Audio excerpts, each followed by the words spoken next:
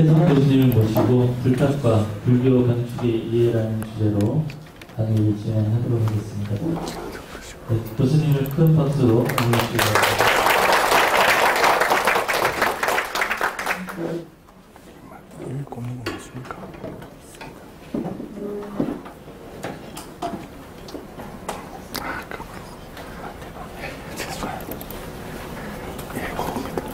예, 제가 제 컴퓨터에서 고쳐서 와가지고.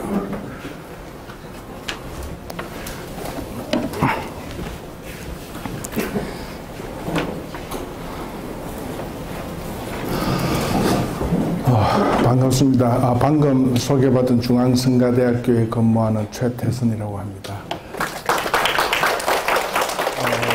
아침에도 많은 신도분들을 모시고 어줍지 않게 제가 강의를 해 올렸습니다. 그리고 똑같은 주제로 이제 저녁에 오시는 그 여러 신도분들을 위해서 제가 강의를 준비를 했는데, 제가 자연스님께 이렇게 부탁받은 거는 불탑과 불교 건축의 이해를 원투로 나누어서 신도분들께 강의를 해 주셨으면 좋겠다라는 이 말씀이 있었습니다. 그래서 나름대로 제가 학교에서 학인 스님들을 모시고 강의를 할 때에 쓰는 방법들을 조금 쉽게 풀어서 신도님들께 이제 말씀을 드리려고 합니다. 이 불탑이라는 것도 그렇고 불교 건축이라는 것도 그렇고 모두가 우리가 흔히 좀 넓은 범위에서 얘기를 하면은 불교 문화라고 이야기를 합니다. 그런데 이제 그 문화라는 것은 제가 나누어 드릴 레줌에 12쪽으로 이렇게 되어 있습니다만, 첫 장과 둘째 페이지가 문화 일반론과 불교의 일반론들로 간단하게 제가 정리를 했습니다.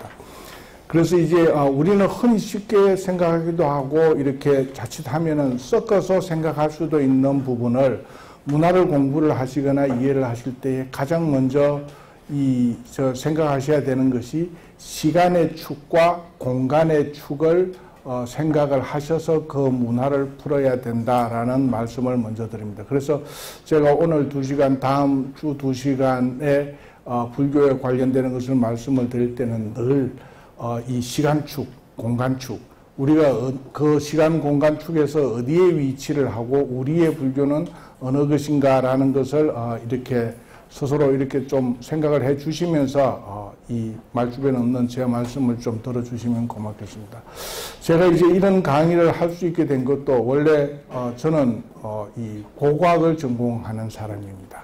그래서 이제 이 유적을 조사하는 것 중에서도 제가 경북대학교를 나왔습니다만, 경북대학교에서 주로 선생님이 저만 유독스럽게 이 절터 유적을 조사를 시키셔서 본의 아니게 이제 대학교 2학년 말 3학년부터 계속 이제 절을 파러 다녔습니다만은, 인각사에서 일현 스님 하산소죠. 상국유사를 지었는 일현 스님의 하산소를 조사하는 과정에 이제 중앙성가대학교에 계시는 스님들하고 교수님들이 오셔서 저놈 저거 우리 학교에 데리고 가자 해서 이 경북대에서 박물관에서 제가 조교로 근무를 하고 있다가 이렇게 아주 좋은 이 케이스로 이렇게 발탁이 돼서 올라가는 사람입니다. 그래서 95년도에 이 중앙성가대학교 안암동에 있을 때부터 와서 지금 김포학사로 옮겨서 거의 한 20몇 년 지나는 거의 터줏대감 비슷하게 수익 정도 되는 역할을 하고 있습니다. 그래서 이제 그런 과정에서 초기에는 제가 이제 절터 조사를 하겠다고 왔다 갔다 하니까 그때는 불교학부 교수였습니다. 그 종범 스님, 총장을 지내셨던 종범 스님께서 맨날 저만 보시면은 저 껍데기만 조사하러 다니는 놈 이렇게 좀 이렇게 질타를 하셨어요. 그래서 그게 무슨 말인가 했더니 그 껍질만 연구를 하지 말고 본질을 연구를 해봐라 이런 말씀을 계속 하셨는데, 한 10여 년쯤 지나니까 이제 그게 무슨 말씀인지 와 닿겠더라고요. 그래서 저는 이 문화를 이해를 할 때 시간축, 공간축, 이게 이제 학교에서 배우는 서구 학문의 가장 기본 원리입니다만은, 그 시간과 공간의 축을 뭘로서 해명을 할 거냐, 그 문화를 의 본질, 그거는 왜 만들어졌느냐, 불교는 왜 구성이 되었느냐를 알아야 탑은 왜 거기에 있어야 되고 검당은 왜 거기에 있어야 되는지를 설명이 될 것 아니냐, 이제 그 말씀이셨습니다. 그래서 그러면 그걸 누가 가르쳐 주는 것도 아니고 도대체 그러면 종원 스님께서는 어떻게 이해를 하고 계실 겁니까? 했더니 씩 웃으시면서 저는 선문답을 전혀 못하는, 그때는 경북대에서 올 때는 그냥 불교는 흉내만 내는 아주 이 초발심자였습니다만은 씩 웃으시면서 네가 찾아라 이렇게 말씀을 하시더라고요. 그래서 이제 고민을 하다가 제가 성가대에 올라왔을 때는 역경학과에 소속이 되었습니다. 문화재하고는 전혀 거리가 없는데 이 성가대에는 문화재학과가 없었기 때문에, 그래서 이제 경전을 여러 신도님들은 신심으로 읽으시겠습니다만 저는 소설책 읽듯이 이렇게 이것저것 뽑아서 넘기다 보니까 그 경전 속에서 이 탑의 구성 원리, 가람의 구성 원리, 그러니까 이 불교의 다른 종교는 바이블이 다 한 권씩입니다. 그죠? 두껍든 얇든 한 권으로 되어 있습니다만 불교는 어떻습니까? 우리가 아는 흔히 쉽게 84,000. 그러니까 이 84,000이 1, 2, 3, 4에서 84,000이 아니라 제가 생각할 때는 불교의 무한대의 숫자로 생각이 되어집니다. 부처님 사리도 84,000가가 나왔다라고 얘기를 하고 대장경도 84,000인데 실질적으로 해인사에 있는 경파는 84,000이 넘죠. 85,000 아마 300 몇 명가 아마 그럴 건데 뭐 완전하지는 않습니다만, 그래서 이제 그런 거 보면은 이제 그 많은 얘기를 부처님께서 그러면 84,000페이지가 되는 말씀을 다 하고 입적하셨겠느냐 생각하면 아니죠. 대부분은 우리가 신앙화하고 있는 경전은 조계종단의 소위 경전은 뭡니까? 금강경이죠, 그죠? 그래서 금강경, 법화경, 반야경, 화엄경, 이 경전들은 우리는 다 대성불교들입니다. 대성의 경전들이죠. 암경 읽으시는 분들 계십니까? 잘 없으시지 않습니까? 뭐 그거 포함해도 한 10질 미만입니다. 그럼 나머지는 다 뭐겠느냐? 라고 했을 때는 불교는 이거는 이래야 된다, 저거는 저래야 된다라는 수많은 방편들, 룰을 적어 놓은 것이 다 나머지 84,000페이지 중에서 한 5만 페이지 이상 되는 내용들이 다 그런 것들입니다. 그래서 그런 것이 교단을 형성하기 위해서 이 불교는 오랜 기간 동안에 BC 500년부터 종교가 있어 왔지 않습니까? 기독교는 AD 연간에 시작을 하는 종교이고요. 그래서 그런 상황 속에서 이 불교가 각 지역에 있는 모든 문화 요소를 다 습합을 해야 되니까 거기에 부처님께서 말씀하셨다. 불설이라고 얘기를 해서 쭉 적어 내려가야 됩니다. 근데 그 불설이 제 혼자서 불설했다더라 하고 하는 것이 아니라 불교는 뭡니까? 다 만장일치에 그게 있어야 되는 거죠. 그래서 그 집단이 할 때, 야, 우리 동네에 탑은 이렇게 만들자라는 룰을 교단에서 만들어서 그럼 요 지역에서의 탑은 그렇게 만들어야 되고, 우리 사찰에서는 부처님께 예를 어떻게 할 거냐 했을 때 티베트 쪽에서는 편단 우견하고 천축의 9 예법이 있죠. 오른쪽 어깨를 드러내거나 한쪽 무릎을 꿇거나 오체 투지를 하시거나, 근데 한반도에서는 그 중에서 다 대부분은 안 하시고 오직 양무릎을 꿇는 3배의 예법만 하시는 겁니다. 그것도 중국은 대부분은 한 번 무릎을 꿇고 상체를 3번 굽히는 절인데 우리는 일어섰다가 다시 무릎을 꿇는 방법으로 갑니다. 그러면 그것들이 다 뭐냐 했을 때 예를 표하라 라는 룰 속에서도 한국의 집단의 구성원들은 이렇게 하는 것이 맞겠다라는 거죠. 편단 우견하라고 하시면 여기에 나오실 신도님들 계시겠습니까? 아무도 안 계시겠죠. 오른쪽 어깨를 드러내서 부처님께 스님께 공경의 표를 하라 이러면은 대본이 밑으로 다 불러가실 수가 있는 그런 상황이 올 수도 있는 건데, 그거는 그때 당시에 그 지역의 시간의 축의 공간의 축입니다. 그러니까 이 불교라는 것이 만들어지게 된다라는 것은 불교는 어디에서 태동을 합니까?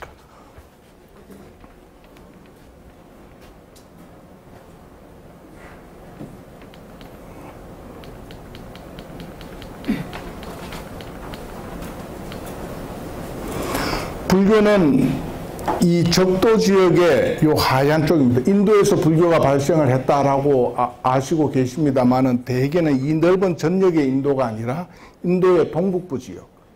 부처님께서는 마가다어를 쓰셨다 하죠. 그러니까 마가다국이라는 요 동북부 지역에서 태어나셔서 부처님께서 돌아가실 때까지 행보하신 영역은 요 바운다리입니다. 인도의 한 20분의 1도 안 되는 권역이죠. 그래서 이 권역에서 당신께서 뭐를 하신 겁니까? 당신이 종교를 만들겠다고 한 것이 아니라 당신은 이 세상에 태를 끊겠다. 다시는 이 세상에 안 오고 싶어 하신 거죠. 그래서 피안의 세계, 아제아제, 바라아제, 바라성아제, 모지, 사바하의 개념으로 당신이 덕도를 하신 거고 나머지 나를 따르는 성도들도 그렇게 해라 라는 가르침을 주신 거죠. 그래서 그렇게 하기 위한 그룹들이 모인 것이 성단이 되고 거기에서 부처님의 가르치는 교가 형성이 되는 거죠. 그래서 우리는 불교를 진행을 하고 계십니다. 이제 그런 상황에서 이쪽에서 나오는 인도의 불교가 이쪽의 한반도의 불교에서 통용이 될 때 아까 말씀드렸듯이 시간의 축이란 것을 한번 생각을 하시면은 부처님이 태어나신 해는 언제입니까? BC 500년. 지금 우리가 한반도에서 사시는 지금 시점은 2020년, 뭐 2000년 잡아도 2500년의 시간의 흐름이 있는 겁니다. 한반도에서 불교가 들어온 때가 대개 몇 세기라고 합니까? 고구려하고 불교하고 백제는 4세기경에 불교를 받아들인다. 4세기 하더라도 부처님 태어나신 하고 하면 1000년의 세월입니다. 그 시간의 축에서 공간의 축은 한번 볼까요? 이 인도라는 것은 적도 지역을 중심으로 형성된 나라입니다. 여기에는 더워서 못 사는 동네죠. 그래서 부처님은 다 어떻습니까? 성자를 뵐 때 편단우견하라는 게 가능하죠. 지금도 인도나 스리랑카 쪽 성지순례 가보시면 입고 있는 옷들이 그냥 천이 하나로서 두르고 있는 겁니다. 그래서 석굴암 부처님의 모습을 그렇게 하기도 하고 그 다음에 서산마을 삼존불 부처님은 어떻습니까? 지금 떠올리시면 바지 저고리를 입고 두루마기를 거치신 모습으로 서가 계십니다. 그거는 어느 쪽 관습입니까? 이쪽 지역의 관습이죠. 그래서 똑같은 부처님인데 이 옷을 입힐 거냐 이 옷을 입힐 거냐라는 것은 그 공간의 축이 인도 불교를 할 거냐 서역의 불교, 간다라 불교, 간다라 미술 잘 아시죠? 요 지역입니다. 지금 아프가니스탄, 파키스탄 지역에. 그 다음에 이 서역 모래사막의 타카라마칸 사막의 지역의 불교, 그 다음에 중국의 불교, 한국의 불교, 일본의 불교 이렇게 지금 불교가 북동진해서 일본에 와서 스톱을 하는 겁니다. 공간의 축이 다 이제 끝나는 거죠. 그렇게 다르면 이 집단이 가지는 생각들이 다 어떻게 했습니까? 똑같다고 볼 수는 없죠. 그러면 부처님의 가르침을 표현하는 데 있어서 이쪽의 얘기를 이쪽에 응용을 하면 이쪽 주민들이 먹히겠습니까? 아까 말씀드렸지 편단우견 합시다. 그냥 단순한 그 글자 논리에 따지면 아무도 안 하신다는 거죠. 그래서 이 부처님은 인도에서 태어나셨기 때문에 인도의 문화 관습대로 생활을 하셨고 그래서 뭡니까? 비가 오면은 인도의 계절은 우기니까 우기에는 행보하시기가 어렵죠. 이 미물을 밟기도 힘드시고 뭐 이런 것도 있고 당신이 첫째는 비를 맞으셔야 되니까 그것을 피하기 위해서 안거에 들어가시는데 우리는 안거를 어떻게 합니까? 추위 더위를 겪기 위해서 안거에 들어갑니다. 똑같은 안건데도 이 지역의 풍토가 다르기 때문에 어쩔 수 없이 이 지역에 맞는 걸로 해야지 우기 때 장마 때만 안거에 들어가십시오 하면 우리처럼 장마가 불확실한 때에는 스님들 안거를 못 하실 상황이 오실 수 있는 거죠. 그게 이 집단의 공간적인 배경을 갖고 있는 것이다. 그래서 똑같은 한 얘기를 하는데도 그 공간에서는 어떻게 해석을 하냐에 따라서 패턴이 달라진다라는 것이 문화에서의 가장 큰 축입니다. 한 예를 든다면은 인도에서는 우리가 불교에서 윤회를 이야기를 많이 합니다. 불교에서 윤회를 받아들일 거냐 안 받아들일 거냐는 이야기 논제 속에서 어떤 스님은 그게 불교에 습합된 거라고 생각을 하시고, 어떤 분은 석가모니께서는 윤회를 끊는 것이 목표였기 때문에 불교에서는 사실은 통용을 시키면 안 되는 상황인 거죠. 논리 상황. 그런데 인도에서는 석가모니 태어나시기 전에 인도 사회 자체가 윤회를 유토피아로 하는 사회입니다. 그거는 뭔가 하면은 인도에서 가장 발달된 게 뭡니까? 카스트 제도, 계급 사회입니다. 그래서 이 지역은 보면은 지도가 세계 지도입니다만 이렇게 초록색은 그린벨트 지역입니다. 흔히 얘기해서. 곡식이 굉장히 잘 져서 여기에 사는 사람들은 굶어 죽지는 않습니다. 다만 이쪽 계층보다 이쪽 계층이 높고 해서 내가 성근을 닦아서 다음 생에는 이쪽 계층으로 태어나고 싶고 그 다음에는 왕족으로 태어나고 싶다. 이게 이쪽 지역에서의 사이클인데 석가모니께서는 뭘로 태어나셨습니까? 최고 근기 높은 왕족으로 태어가 이미 나셨기 때문에 당신이 그 다음 생에 태어나면 뭐가 되겠습니까? 왕족을 가리키는 성녀계급이거나 그런 정도죠. 더 이상 비전이 안 보이시는 겁니다. 그래서 당신께서 겪으신 게 뭡니까? 도성의 사문을 다니니까 내 인간이 가지는 것은 죽음과 질병과 이 고통에서의 어떻게 벗어날 것인가를 당신이 고민하셔서 좀 제 식대로 표현을 하면은 이 자연스님께서 마이크 차고 얘기를 하라 해서 이게 다 들리지 싶은데 어쨌든 제 식대로 표현을 하자면은 더 이상 이 세상에 안 태어나면 되는 거 아닙니까? 그죠? 그래서 그 피안의 세계에 유토피아가 있다라고 석가모니 시달타라는 인물이 왕자가 그 얘기를 하셨던 거고요. 그래서 그게 이 사회에서는 먹혀 들어가는 겁니다. 그죠? 그러니까 네 바퀴, 쳇바퀴 다 돌고 나서 그 다음 쳇바퀴는 뭐냐 했을 때는 또 다시 태어나서 아기 때부터 그 공덕을 들이고 해서 또 죽어야 될 거냐라는 고민에서 안 오는 게 맞는 거죠. 그래서 그랬던 불교를 이 간다라 쪽, 여기는 문화의 복합 지역인 거는 아시죠? 그러니까 유럽 쪽에서 내려오는 문화, 그 다음에 이 중동 지역에서 오는 문화, 인도에서 나가는 문화가 결집된 파키스탄, 아프가니스탄의 민중들의 사고는 전 세계에서도 이해를 잘 못하는 굉장히 좀 이상하게 말씀드리면 골 때리는 그룹들입니다. 그 얘기는 뭔가 하면은 제가 좀 인연이 어떻게 잘 닿아서 저희 아이들이 다 여기 스리랑카에서 국제학교를 나왔습니다. 나왔는데 여기에는 이쪽 지역의 애들이 다 모여서 왕족들이 모여서 공부를 하는 그 CIS인데 이쪽의 왕족들은 이 나머지 국가의 자손들이 도저히 이해를 못하겠다. 그 정도로 이상한 문화가 모든 문화가 집결되어 있는 건데 여기에서 부처님의 상이 태동이 됩니다. 그런데 이쪽 지역에서의 그 바비안 대불이 있는데도 이쪽이죠. 그래서 이쪽에서 나오는 이 주민들이 가지는 사이클은 뭐겠습니까? 여기보다는 굉장히 척박한 지역입니다. 그래서 여기는 하루하루 걷기가 어려운데 다시 사이클로 태어나서 이 세상에 나오라 그러면은 왕도 물이 없으면 죽어야 되는 동네지 않습니까? 여기에서는 윤회 사이클이 통용이 안 됩니다. 그래서 이 지역에서 내가 죽으면 뭐가 될까? 유토피아가, 불교가 오기 전에 유토피아관이 뭡니까? 죽으면은 이 성은 싫고 하늘나라의 별이 되겠다. 하늘의 별처럼, 은하수처럼 많은, 항아사처럼 많은 이 부처님이 되겠다라는 거예요. 그래서 불교가 여기에서는 유토피아가 하늘의 별하고 결부가 됩니다. 그래서 우리가 알고 있는 천불전, 삼천불전 얘기는 여기서는 통용이 안 되고요. 여기서부터 출발하는 신앙관입니다. 그래서 이 인도에 있는 분들, 스리랑카에 있는 분들도 이 스님들한테 여쭈면은 여기에는 삼천불 신앙이 있습니까? 하면은 문화가 중국 불교가 워낙 팽배해지면 5세기 이후에 이렇게 역수출이 됩니다. 불교 문화가. 그래서 자기들도 있다고는 스님들이 말씀을 하십니다. 이쪽 스님들이. 말씀을 하시는데 한번 가봅시다 하면은 이 스리랑카 인도에서의 부처님이 가장 많은 동네가 됩니까? 부처님의 과거의 부처님. 53불. 석가모니 시달타의 전생애가 지금 대성 쪽에서는 보살이었다고 얘기를 합니다만 맨 부처님이셨죠. 열애고 하는 그 53부를 모셔놓은 데를 데리고 가서 여기가 삼천부 신앙 형태다라고 하는데 실질적으로는 안 맞죠.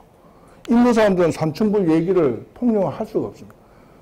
근데 여기서 삼천부 신앙이 발생을 하려면은 시간축으로 석가모니도 인멸을 하셨고 불상이 여기 올 때가 AD 1세기니까요. 한 2, 3세기가 지나면서 여기서부터는 석가모니라는 인물에 대한 논쟁은 이제 더 이상 필요가 없는 겁니다. 좋은 가르침을 내가 깨달아도 부처고 네가 깨달아도 부처다라고 하는, 그래서 모든 사람이 부처가 될 수 있는 대성의 불교관이 여기서 형성이 되어야 이쪽 주민들이 통용이 되는 거죠. 불교라는 것이. 그랬던 것이 여기는 천부의 신앙관이 여기서 이제 발생을 하는 거고요. 중국에서의 불교는 불교 이전에 뭐가 있었습니까? 도가 신선 사상이죠. 신선은 안 죽습니다. 그래서 이 이성세계에서 초가집에서 살다가 생명이 다하면 산에서 뭔가 계속 생명을 연장하는 그런 사고의 유토피아를 갖고 있는 데서 불교가 들어오니까 어떻습니까? 아미타 열애. 그러니까 아미타 열애 신앙관이 여기에서 굉장히 성행을 합니다. 도교하고 결부가 되어서. 그러다가 한반도에 오게 되면 한반도의 불교는 중국의 요거는 한족, 황하 양쯔강 유역에 사는, 그러니까 한나라 한. 나머지 한족들은 다 나머지 이 주변의 족속을 뭐라고 얘기를 합니까? 오랑캐라고 얘기를 하지 않습니까? 그 다음에 고구려는 얘네들이 얘기하는 북방의 오랑캐 문화, 실크로드, 스텝로드, 스키타이 계통의 문화의 불교가 고구려를 통해서 내려오고 백제는 한족의 불교를 가지고 온다. 이렇게 우리가 그 교과서 시간에 배웁니다만 그 팀들은 다 어떤 불교를 하겠습니까?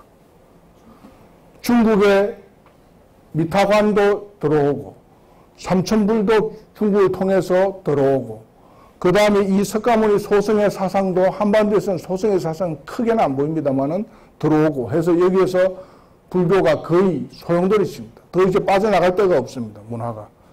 그래서 배를 타고 일본으로 흘러 들어가는 양상이 나오는데 일본 사람들은 뭐라고 얘기를 합니까? 우리는 백제 봉기에 의거해서 백제의 기술자들이 일본의 아스카데라 비조사를 지어주는 결정적인 박사들을 보낸다. 뭐 이렇게 자랑스럽게 얘기를 합니다만은 제가 그 식민사관에 젖어 있는 사람은 아니고요. 일본 사람들 입장에서는 뭐라고 얘기를 하는가 하면은 한반도는 역시 대륙의 끝자락이다. 그래서 자기들은 대륙의 문화를 가지고 온다라고 얘기를 합니다. 그 한 사례가 지금 탑 시간이니까 한반도의 탑의 특징 하면은 재료를 돌로 만드는 게 가장 많다라고 배웁니다. 그래서 우리는 한반도의 탑은 석탑의 문화라고 얘기를 그냥 단정적으로 합니다. 물론 전탑도 있고 목탑도 있었습니다만. 그런데 일본은 무슨 탑입니까? 목탑입니다. 너가 불교를 줬으면은 석탑이 와야 되는데 왜 목탑이 와 있느냐라는 반증을 합니다. 그게 일제강점기 때 세키노라는 학자들부터 시작해서 쭉 모든 사람들이 그 얘기를 합니다.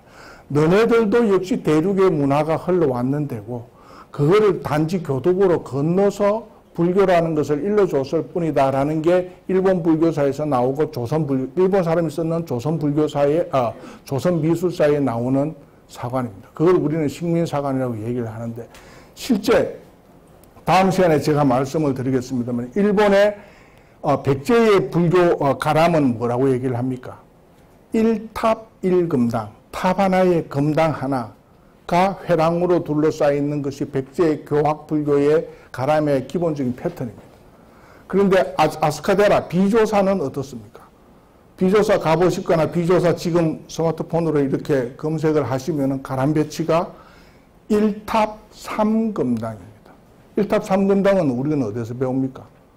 고구려, 황룡사, 그러니까 스키타이 계통의 이 도면 시나리오입니다. 그래서 비조사에는 왜 1탑 3금당이 되었느냐. 그러면 우리가 자랑스럽게 얘기하는 백제의 박사들이 가서 절을 지었는데 일본 사람들의 해석은 너네가 와서 절을 지었는데 감독은 이 계급은 낮습니다만은 외의 천황이라는 거죠. 외의 천황이 도면은 고구려 스타일, 기술은 백제 장인을 불러서 고구려 스타일로 일본의 절을 외의 절을 지어 달라라고 했다라고 하는 게 그네들의 시각입니다.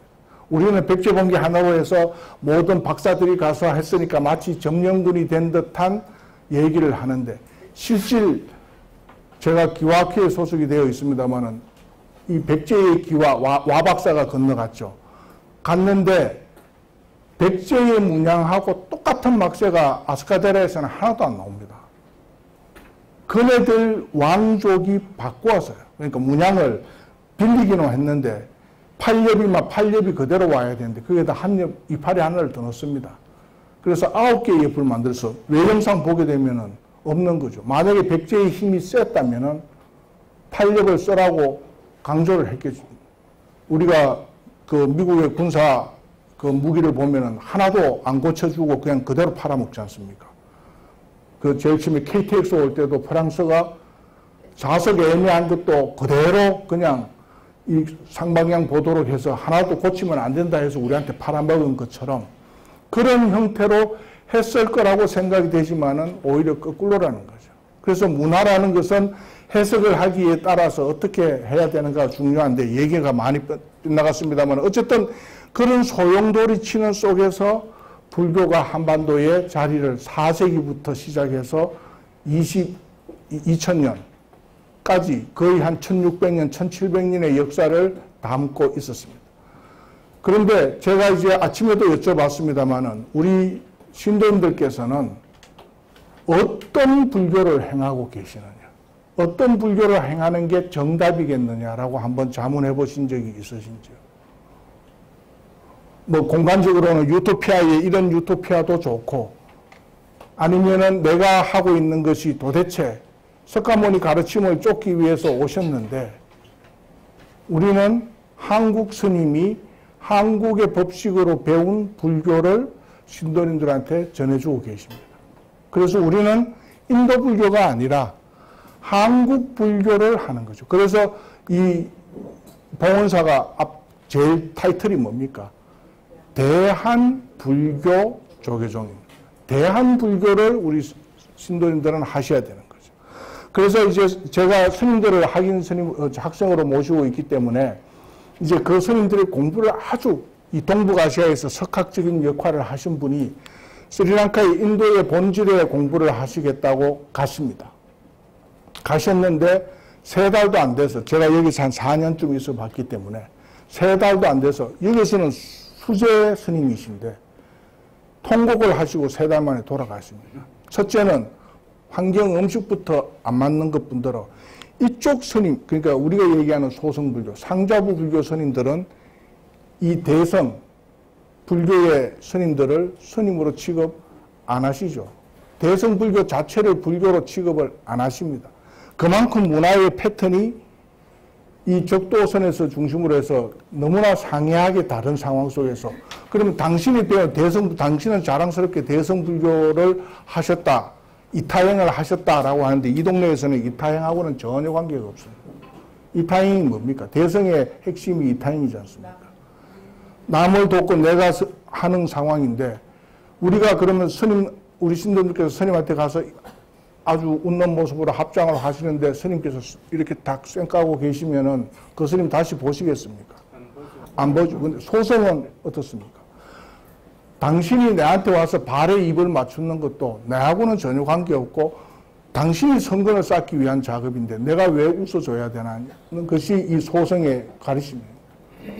그러니까 나에게 배움을 배우는 건 몰라도 네가 와서 나한테 음식을 주고 뭘 하는 것은 다 네 복 짓기 위한 것이지 나하고는 전혀 관계없다라고 하는 게 이쪽 상자부 불교의 핵심입니다.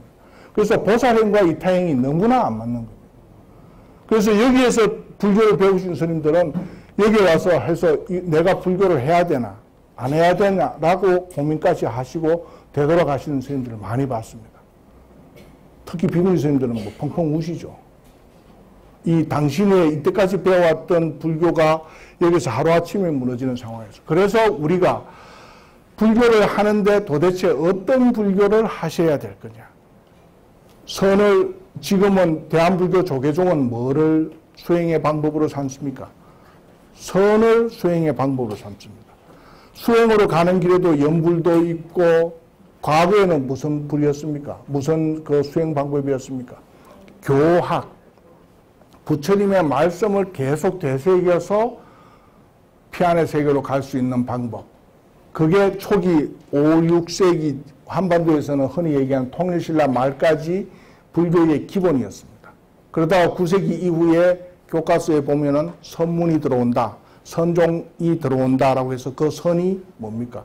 관하고 명상하고 통해서 책을 읽는 것보다 내가 그거를 그 내용을 관해서 얻어내는 지식이 더 크다라고 하는 게 조계종단이지 않습니까? 그래서 우리 신도님들은 불행히도 여기 오신 것은 대한민국에서 제일 큰 조계종단, 선을 수행의 방법으로서 삼아서 피안의 세계로 가셔야 되는데 우리는 머리가 길고 이 속인이라고 얘기를 하죠, 스님들께서. 그래서 건기가 낮아서 과연 선을 수행의 방법으로 삼으셔서 하고 계시느냐라고 여쭤봤을 때는 다 사찰에 다니시는 목적이 다 다를 거고 이 피안의 유토피아의 관념이 다 다르시죠. 그래, 그 상황까지 오는 것이 한국인데 어쨌든 우리는 그래도 한국에 살기 때문에 큰 스님들께서 보시면은 한국 그 간화선 자체가 문제가 있는 것 아니냐 이렇게 쭉 거쳐왔기 때문에 뭐를 표현하십니까? 위파사나를 해보자. 위파사나가 이 남방 소성 쪽에서 했던 불교이기 때문에 그 방법을 직접 해보자라고 여기 와서 위파사나를 배워오시는 스님도 계시고 그 위파사나의 선풍을 신도님들한테 가르치는 분들도 많습니다. 그런데 그게 과연 이제 저는 모르겠습니다. 그 선의 경지는 저하고는 전혀 좀 거리가 있는 거라서. 그런데 이 한국 불교라는 것에서 인도 불교, 한국 불교 두 개를 엮었으면은 위파사나가 한국 문화 이 사이클 북반구에서의 사계절이 있는 이쪽에서 적합한 수행 방법이냐 라고 했을 때는 저는 개인적으로 약간은 부정적입니다. 천몇백 년 동안 이 동북아시아에서 개발해낸 것이 이 구성원들한테 가장 맞는 선의 방법인 거죠. 석가모니 시달타라는 인물하고는 관계는 없습니다만 그의 가르침을 이쪽에서 구현화하는 교단화하는 것에는 익숙한 것이 한국 불교를 하는 한국인이 한국 불교를 해야 되는 그런 양상이 아니겠느냐라는 말씀입니다. 서두가 너무 길었습니다. 그래서 그 불교라는 것은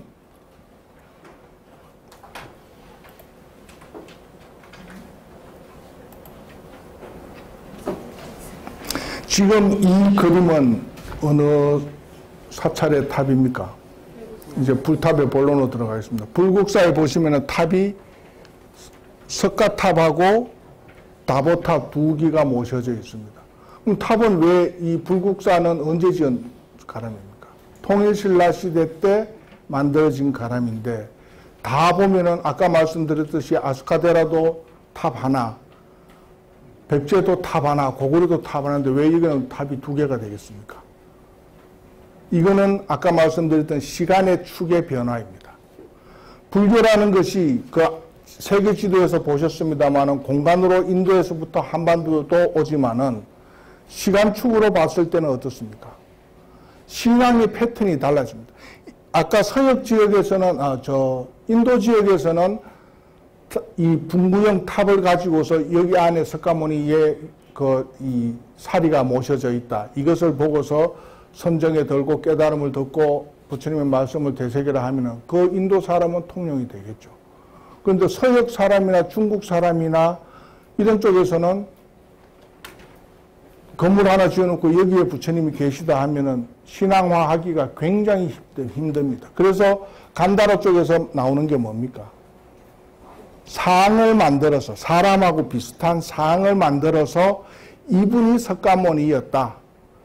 그런데 그 상도 우리 지금 저 대웅전에 모셔져 있는 부처님의 상은 인도 얼굴입니까? 한국 얼굴입니까? 한국분의 얼굴입니다.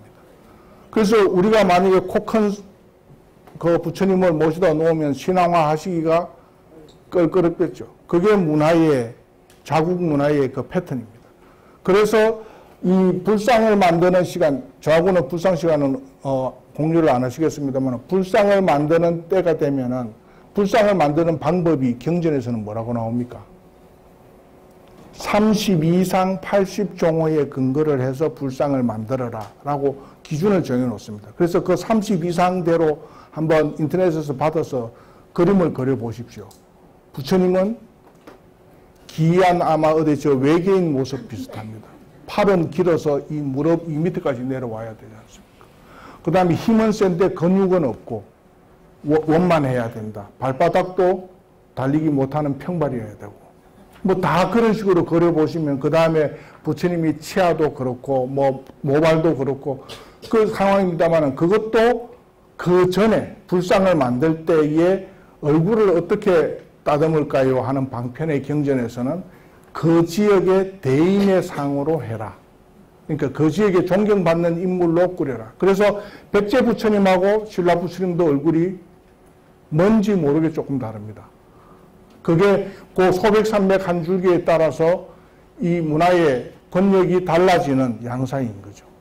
그래서 우리는 보면은 뭐 백제 불교, 신라 불교라고 하는 것도 한반도 불교라고 해도 되는데 그 안에서도 또 왕권에 의해서 그네들이 받아들이는 문화의 관습, 불교 문화의 관습들을 다르게 공유를 하고 있었다라는 겁니다.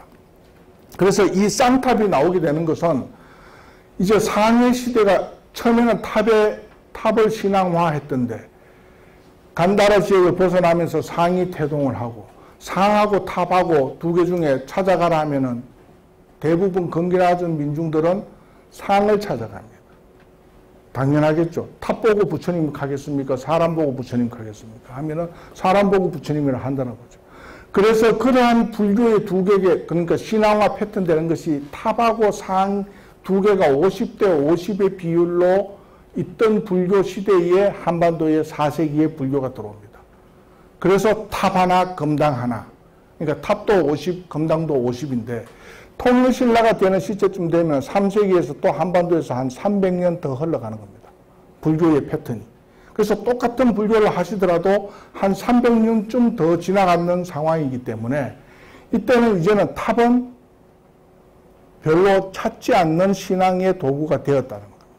처음에는 부처님의 사리아를 모신 것에서 출발을 했는데 심벌로 출발을 했지만은 상이 모든 것을 점하고 이 탑은 필요가 없습니다. 그런데 우리가 지금 뭐 도면 찾기는 그러니까요. 문을 열고 들어가면 황룡사에 구청목탑이 있다고 했습니다. 그러면 제일 먼저 마주치는 게 부처님 보기 전에 탑을 봐야 됩니다. 그 다음에 돌아서 부처님한테 가서 사람처럼 생긴 상에서 예를 표하고 거기서 이제 그 명상이 잠기셔야 되는데 이 탑이 어떻습니까?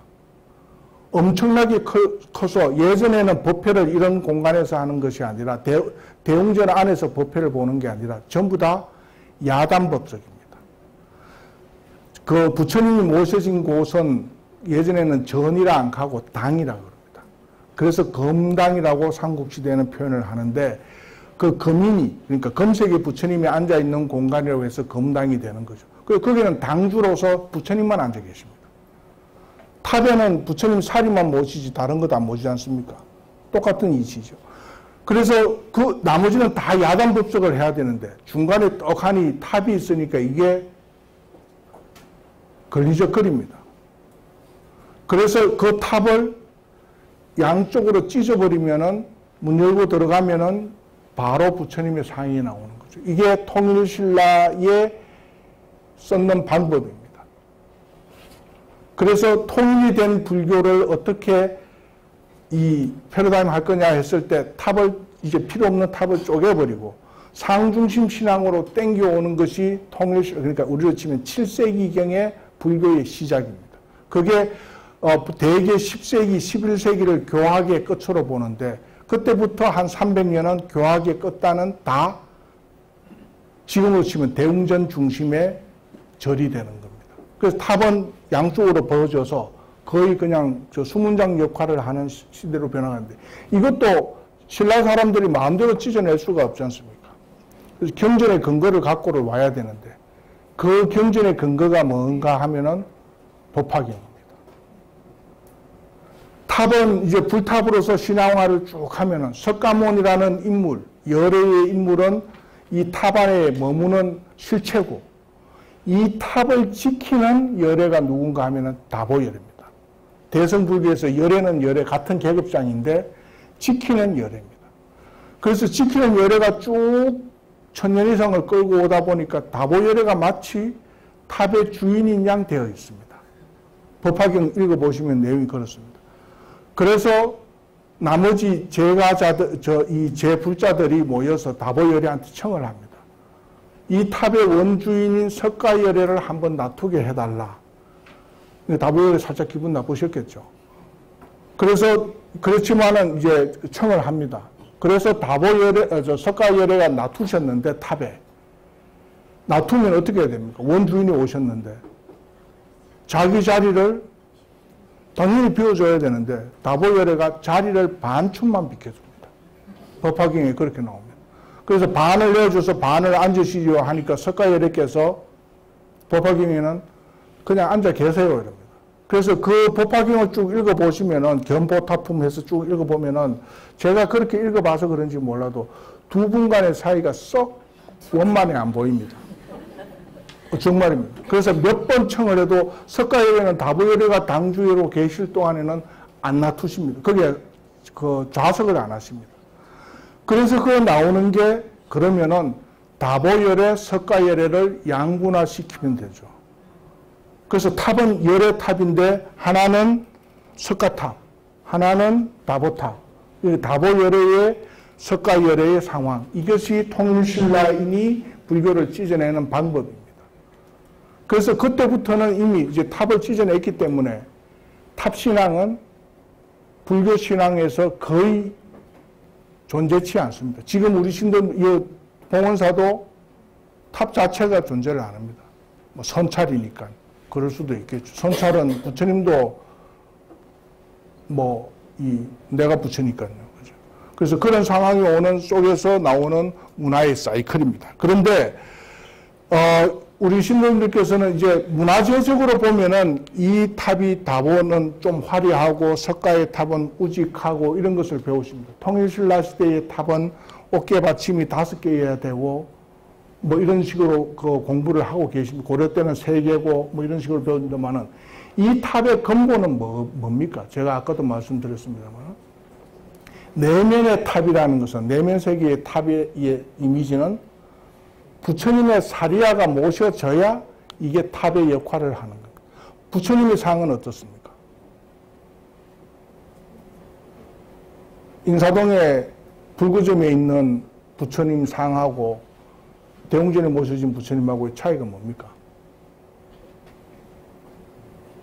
불교식으로 우리는 이 동북아시아는 복장장엄이라 그러죠.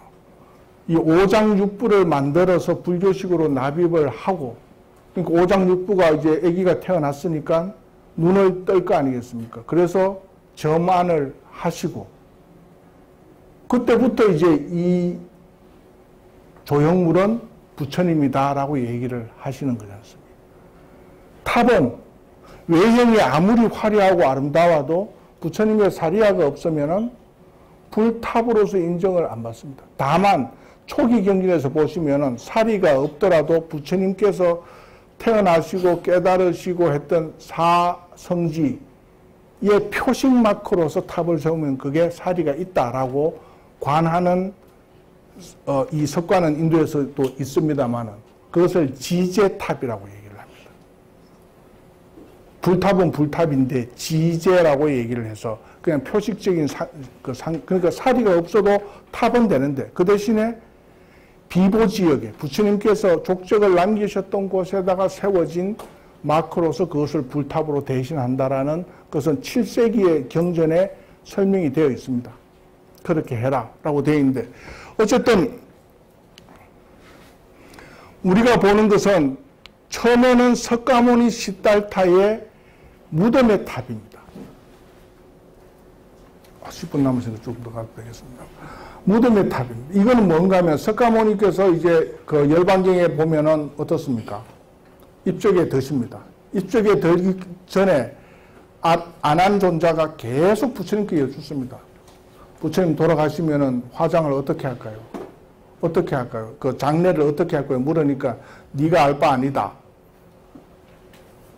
출가자가 하는 것이 아니라 이 속인들이 알아서 나의 시신을 거둘 것이다 라고 3번을 답하는데도 묻습니다. 그러니까 석가열애께서 하시는 말이, 그러면은 내 시신을 전륜성왕의 장법으로 행해라. 그건 뭡니까?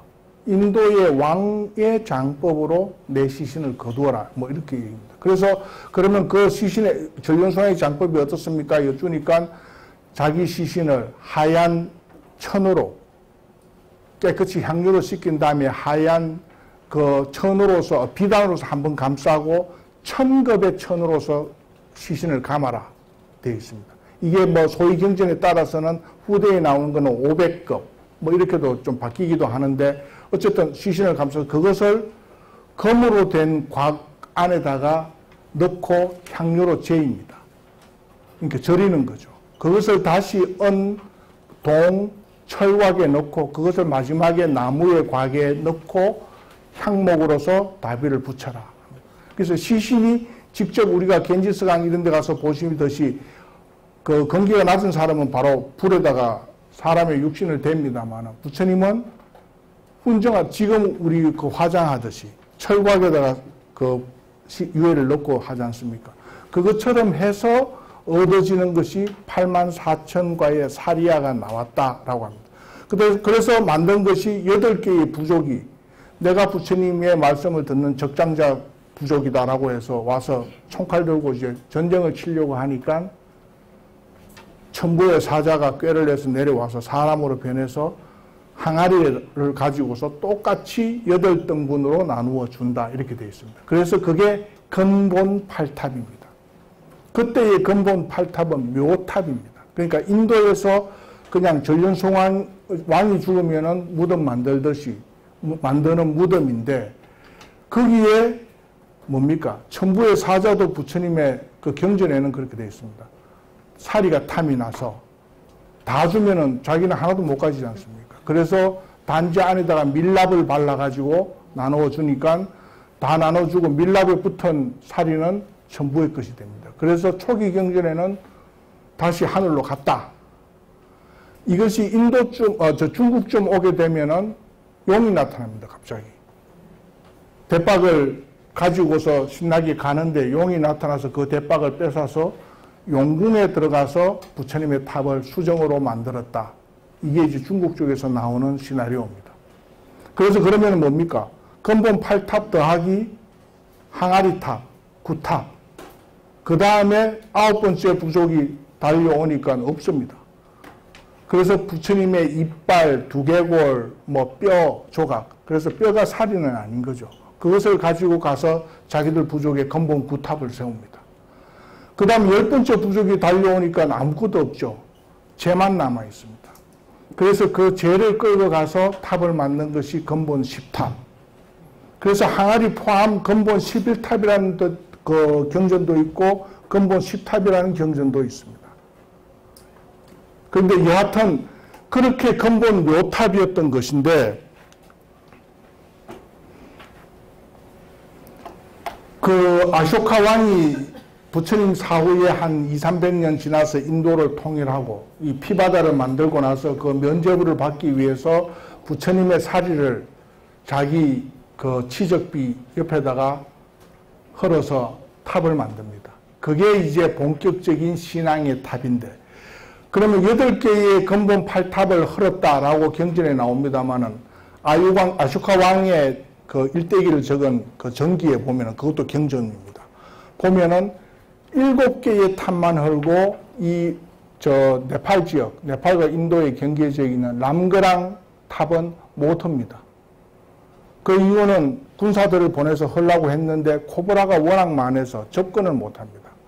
그래서 이 탑은 지금도 알 수는 없습니다만은 남아있다라고 해서 큰 나무가 한 주 있고 지금 이렇게 흙으로 덮여 있습니다만 이 안쪽은 전부 다 벽돌입니다. 벽돌로서 이 분구를 만들어 놓은 탑이죠. 그래서 인도의 탑은 다 벽돌 탑이지 않습니까? 우리는 탑이 아까도 말씀드렸습니다만 돌탑을 만들었지만 이네들은 가장 흔한 재료로서 전탑을 만듭니다. 인도는 전부 퇴적청이기 때문에 벽돌 만들기가 굉장히 쉽습니다. 그냥 만들려면은 물 부어가지고 꽃갱이로 한번 때려가지고 손질해서 햇볕에 말르면은 그게 벽돌이 되고요. 바깥쪽의 벽돌은 그것을 구우면은 됩니다. 그래서 벽돌탑을 만드는데 안에는 말은 그냥 햇볕에 건조시킨 벽돌, 바깥에는 코팅을 해서 비를 견뎌야 되기 때문에 구운 벽돌 이렇게 해서 만드는데 이것이 지금 근본 8탑 중에 하나라고 되어 있는 람그랑 탑입니다. 가보신 분들도 계시겠습니다만. 그 다음에 이제 불교에서 아까 말씀드렸듯이 아쇼카 왕이 자기의 치적, 그 다음에 이 죽음, 이 피바다를 면피하기 위해서 만든 탑이 이런 신앙의 탑입니다. 이때부터 우리가 불교에서의 탑이라고 이야기를 합니다.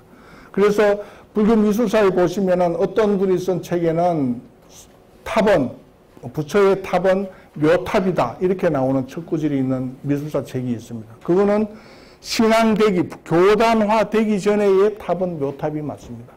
그런데 아쇼카 왕 이후의 탑은 묘탑이 아니라 신앙의 핵심이죠. 사찰에서 가장 중심에 있어야 되는 것이 이 불탑이 되는 것이 아쇼카 왕, 그러니까 부처님 인멸 이후에 약 한 300년 지난 시점, 그때부터 나오는 탑입니다.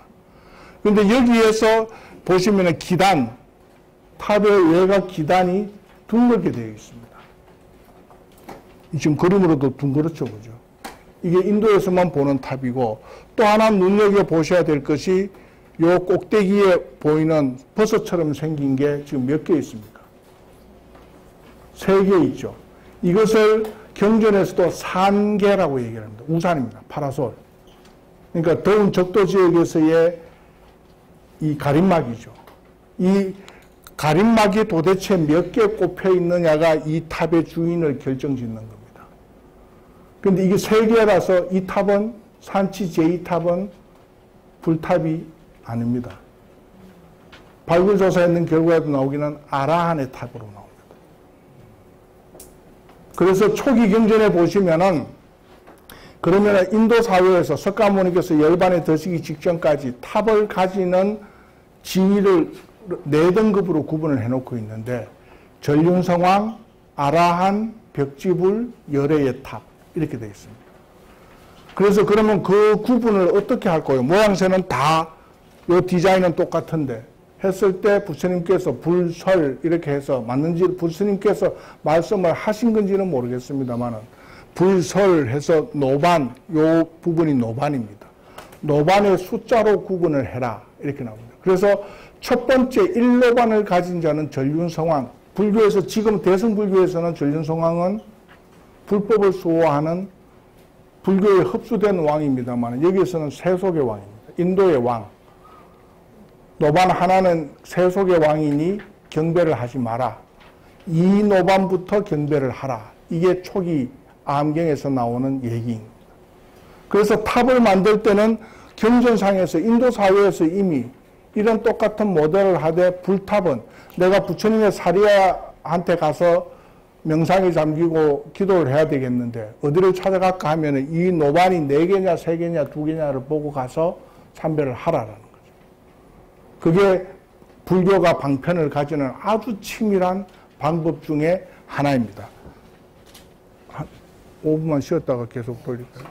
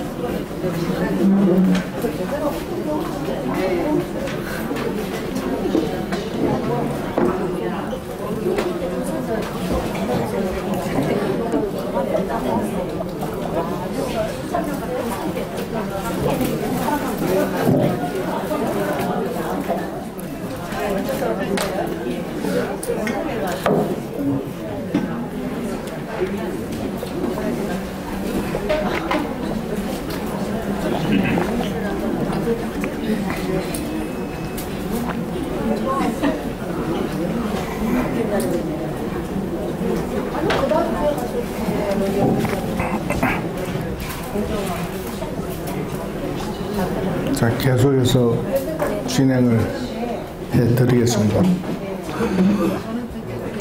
그래서 똑같은 탑의 상황인데 인도에서도 근본 탑, 그러니까 묘탑으로서의 탑 모양이 있었고 그 다음에 신앙화된 탑, 사리아를 모신 신앙화된 탑으로서 분탑된 거죠. 나온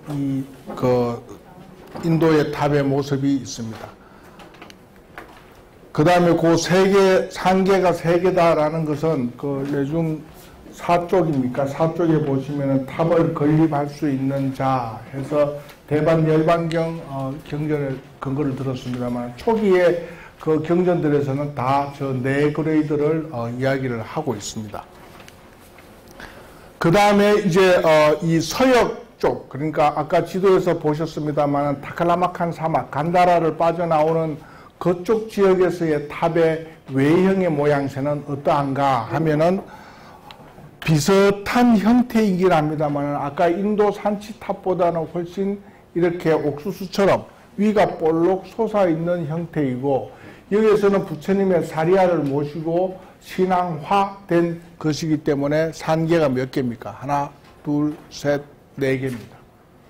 노반을 4개를 갖추어서 이 탑이 불탑일 것이다 라고 이거는 불교학자가 모식도를 그린 건데 이 그림은 왜 보여드리는가 하면은 초기에 열반경에 보게 되면은 부처님의 사리를 다비를 해서 그것을 항아리에 금으로 된 단지에 금으로 된 가마, 연에다가 모셔서 궁궐로 돌아와서 90일 동안 공경을 한다 이렇게 되어 있습니다. 그 90일 또는 이 경전마다 조금씩 다른데 90하루, 그러니까 7로 따지면은 90하루가 맞죠. 90일이 맞죠. 그죠?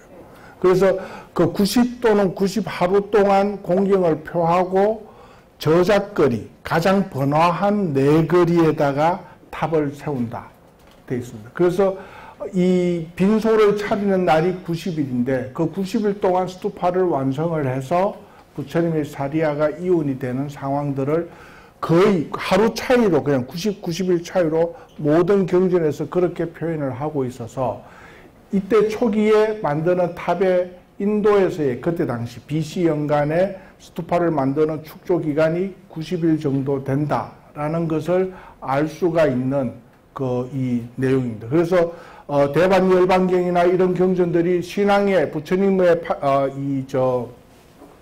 일대기를 그리는 내용으로도 중요합니다만은 문화사적으로 그때 당시에 그 상황을 알 수 있는 거죠.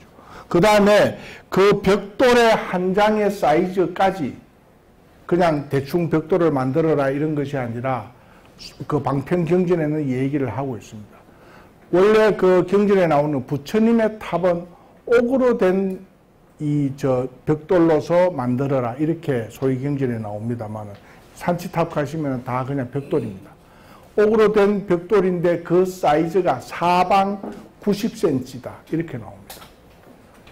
BC 연간인데도 굉장히 수학적으로 그 얘기들을 해주고 있습니다. 그래서 가로 세로 높이가 합쳐서 90cm가 되는 장방형이든 정방형이든 벽돌로서 부처님의 탑을 만들어라 라고 얘기를 하는데 한반도에도 이 벽돌로 만든 전탑은 주로 중국에서는 전탑의 계열이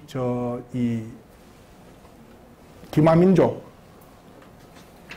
그 문화의 흐름으로 이해를 하고 있습니다. 그것이 낙동강 권역에서는 전탑이 많이 있습니다. 그래서 안동이라든지 의성이라든지 이런 쪽에 가시면은 전탑이 남아 있는 것을 보실 수가 있는데 안동에 있는 탑 하나가 원래 저저번 주인가 수리 공사를 하기 위해서 해체를 하고 이제 밑에 조사를 하고 있는데 그 회의에서 제가 그 벽돌을 재어 보니까 장방형 벽돌은 45cm, 정방형 벽돌은 90cm가 나오더라고요. 그래서 적어도 그러한 소위 경전들을 아마 7세기 때에 이 전탑을 만드는 한국의 교학 스님들은 정확히 인지를 하고 있었던 것이 아닌가라고 생각을 하는데, 제가 그 문화재위원회 회의에서 부처님 벽돌은 90cm입니다 하면 그분들은 다 웃습니다. 니는 불교 그 스님들 하고 있으니까 그 얘기를 하지만은 이렇게 하는데, 사실은 이 열반경이 번역되는 시점이 우리가 가지고 있는 삼국유사, 삼국사기, 고려사보다 훨씬 오래전에 텍스트화된 경전입니다. 그래서 이제 제가 좀 학계 쪽에 가면은 이단 취급 비슷하게 받는 게 항상 저를 회색으로 보죠. 스님들 색으로 보는데, 제가 그런 근거를 갖고 있습니다 하면은 너네들끼리 하는 얘기를 이 사료화하지 마라 이렇게 비아냥거리는 분들도 많습니다. 그런데 그 나머지 그 텍스트를 인용을 안 하면은 뭡니까? 그냥 다 우리 지금 그 공부했는 지식으로서 추론을 하는 겁니다. 그 경전에는 분명히 그렇게 나오는데 저 탑을 며칠 걸렸을까? 그러면은 뭐 BC 500년에 물자 공급해서 90일이 나올까 말까? 그런데 열반경에는 그 전후하는 시점이 이미 90일쯤 걸린다라고 딱 못을 박아놨는데도 아마 고고학자들한테, 사학자들한테 얘기를 하면은 자기 나름대로 계산들을 막 하고 계실 겁니다.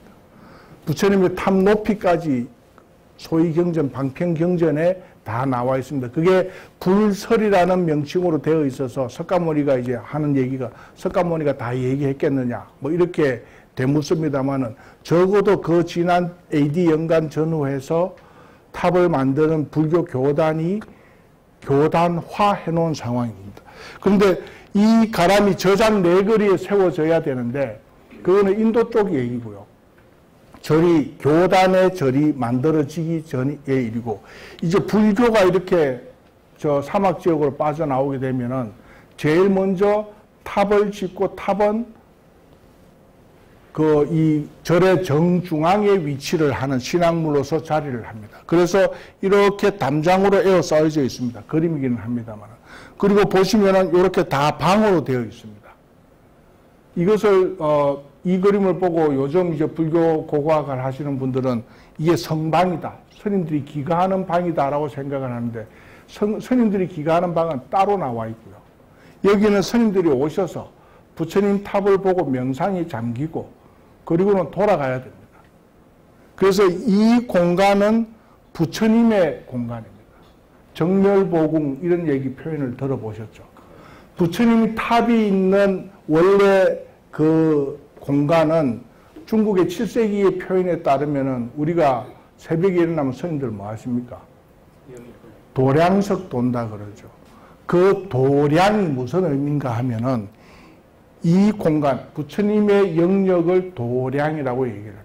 여기에는 도량을 다른 말로 한자로 풀이해 놓은 7세기 경전에 보면은 생이 멸한 곳입니다. 그래서 여기에는 그러면은 뭐 나무나 꽃이나 뭐 이런 게 풀이 있어야 되겠습니까? 없어야 되겠습니까? 없습니다. 불국사 그 회당 안에 들어가 있으면 소나무 같은 거 있습니까? 없습니다.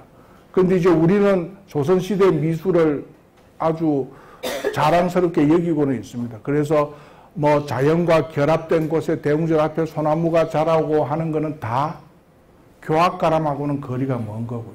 선찰, 선은 이런 것이 도량이, 그러니까 생이 멸한 곳 이런 거하고는 다 혁파된 상황이지 않습니까? 그래서 참선을 하고 명상하기 좋은 공간이면 된다라는 논지로 그게 선종가람이 됩니다. 그런데 이 공간은 생이 멸한 도량이 되기 때문에 딱 부처님만 있고, 이 공간은 부처님을 그리기 위한 자들만 오셔서 있다가 다 기도를 끝나면 여기서 밥 먹고 하는 것이 아니라 다 나가셔야 됩니다. 그게 경전의 율, 마하성기율이라는 중국에서 4세기경에 번역이 되었으니까 적어도 그러니까 300년, 200년, 500년 사이에는 중국 사회에서는 알았던 법칙입니다. 그러면 이게 서역에 또 알았고 아마 그게 성기율이 그 인도에서 만들어졌다면 인도 사람들도 알았던 그 아주 빠른 시대의 얘기에서 이 공간은 부처님의 공간이라서 요 바깥쪽이 성의 공간입니다. 여기에 이제 스님들이 집을 짓고 씻고 주무시고 뭐 밥 드시고 하셔야 되는 곳이죠. 그래서 불지하고 성지가 엄격하게 구분을 해야 된다. 물도 섞이면 안 됩니다. 이쪽 빗물이 이래 넘어가도 안 되고요. 이쪽 빗물이 이쪽으로 나와도 안 됩니다. 그게 4세기 때 가람을 짓는 법식에 딱 명시가 되어 있습니다. 그럼 불국사에 다보탑 석가탑이 있는 금당이 지금은 대웅전에 편익을 달고 있습니다만 금당하고 그 다음에 뒤쪽에는 간당이 회랑으로 치져 있고 앞쪽은 안양문이 들어가는 문이 이렇게 되어 있습니다. 사문이죠. 중문이 있고 해서 그 안에는 뭐가 있습니까? 탑하고 대웅전 딱 2개밖에 없죠. 스님들은 다 그 바깥쪽에 있다가 예불 때만 오셔서 참하고는 나가셔야 됩니다. 거기는 부처님의 공간입니다. 그래서 성기율에 보면은 불지, 부처님 부처불자에 땅지자를 써서 요 공간은 불지가 되는 거예요. 성지는 그 불지를 에워싸는 공간.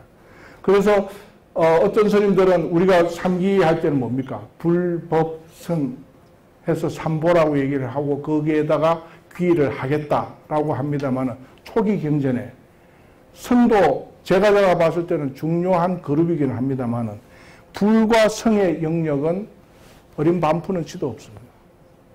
이 성규율의 그러니까 마성기율은 뭡니까? 성녀들이 지켜야 되는 율장이죠. 거기에서 나오는 것을 탑을 시자하는 성 이렇게 표현되어 있습니다. 그러니까 제가자들한테는 공경을 받더라도 그 스님도 부처님한테는 모시는 봉사자의 역할이다라고 딱 명시가 되어 있는 게 성기율입니다. 이것이 이제 선종의 율장, 백장청규나 이런 쪽으로 시간이 바뀌면서 흘러나오면서는 성도 불만큼 중요하죠. 상불은 스님보다 못할 수도 있으니까요.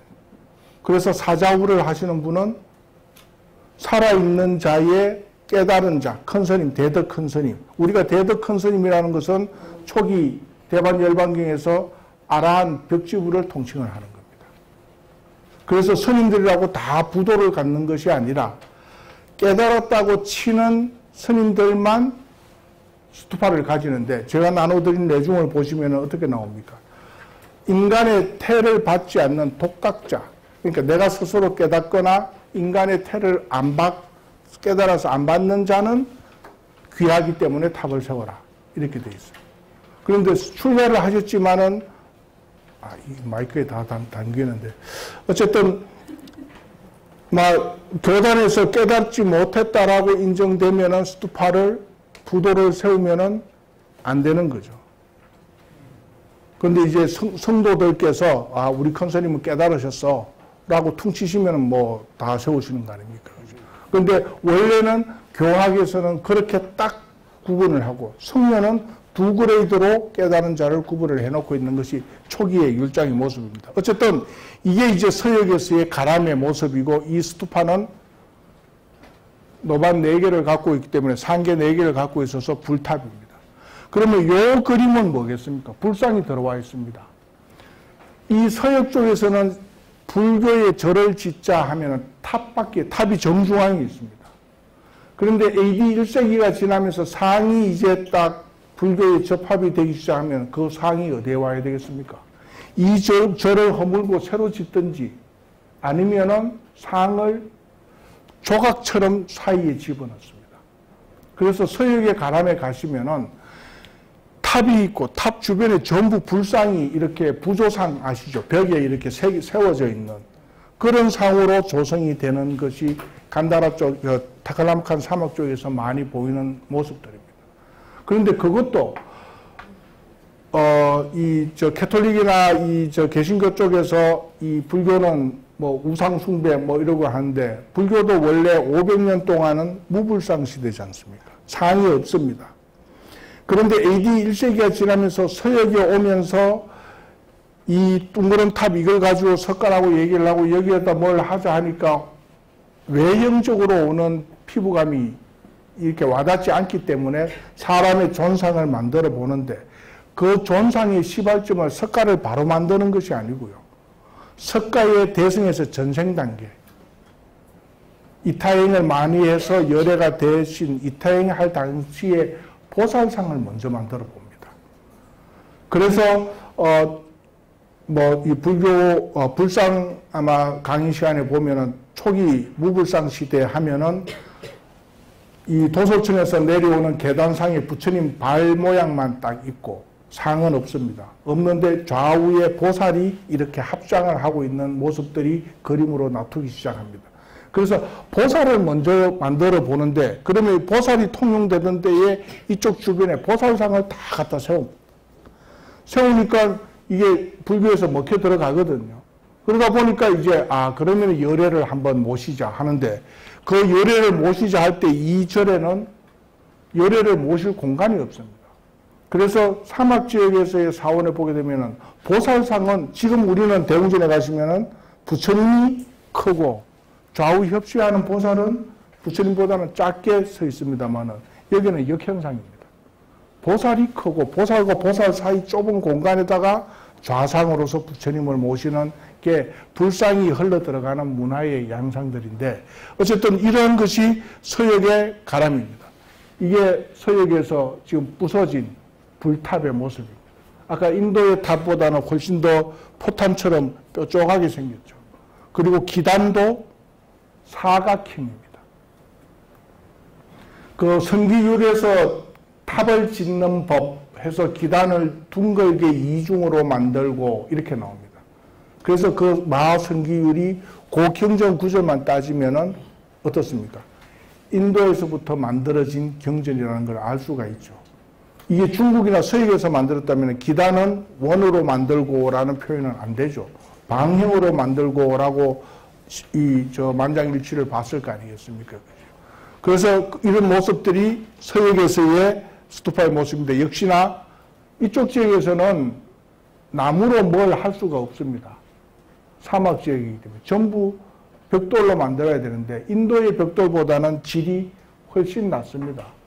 그래서 여기에 이제 접착력을 높이기 위해서 양모, 양털이라든지 집이라든지 이런 걸 막 섞어서 결속력을 높이기 위한 벽돌인데 상태가 인도의 탑하고는 아마 성지순례 가신 선생님들도 계시겠습니다만 영 안 좋은 모습으로 나와 있는 겁니다.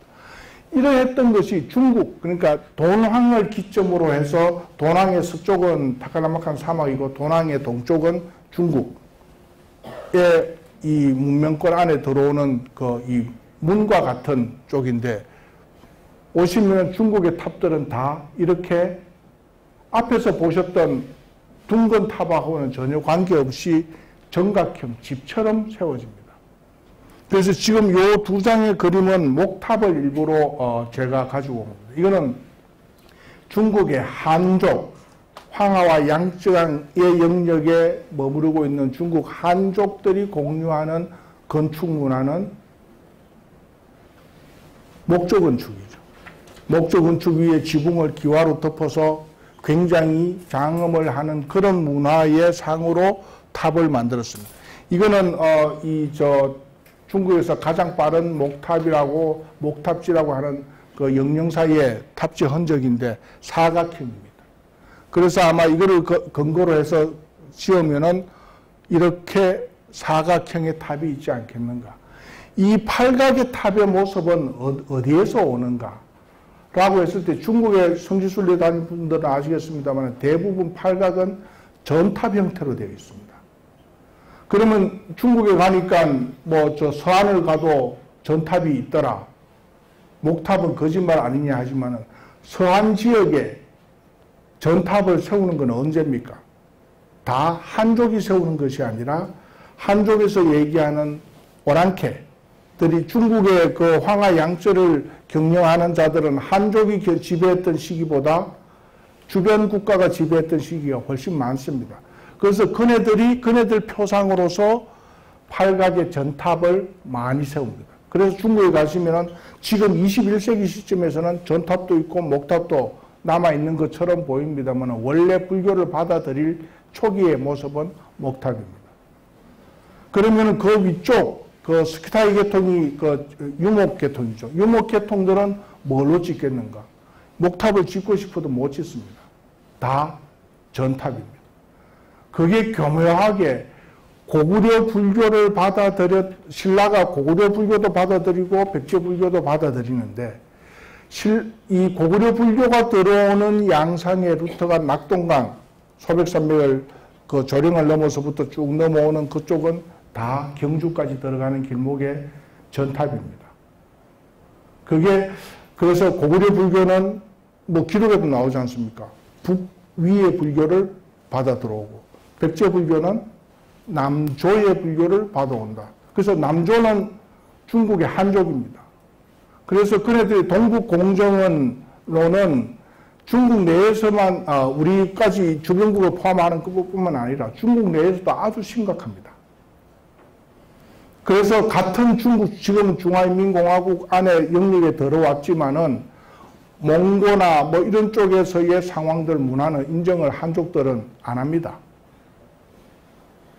똑같은 이 좌청룡, 우백호, 남주작, 북현무 신앙관이 있다. 도가사상에. 그거는 한족 사람들한테 물으면은, 한족 학자들한테 물으면은 한족만 가지는 문화 사이트라고 얘기를 합니다. 그런데 티벳이나 몽고 쪽 가시면은 다 동서남북 주작현무가 다 있습니다. 그러면 자기들은 중국 왕실에서 한족이 가서 경영을 했던 곳만 나온다. 뭐 이렇게 하는 것이 중국의 가장 인문학 산실이 사회과학입니다. 그쪽에서의 학자들도 두 패로 나눴습니다. 한족 학자들, 주변에 출신인 학자들, 얘기가 다 다른데 어쨌든 그러한 계통들이 이게 중국에서의 상황들입니다. 그러면은 사막지역에서 있었던 동그란 이 모양은 왜 중국에 와서 이렇게 생뚱맞게 집 모양으로 바뀌었느냐? 이게 아까 말씀드렸던 중국인들이 가지는 불탑을 대하는 신관입니다. 사상입니다.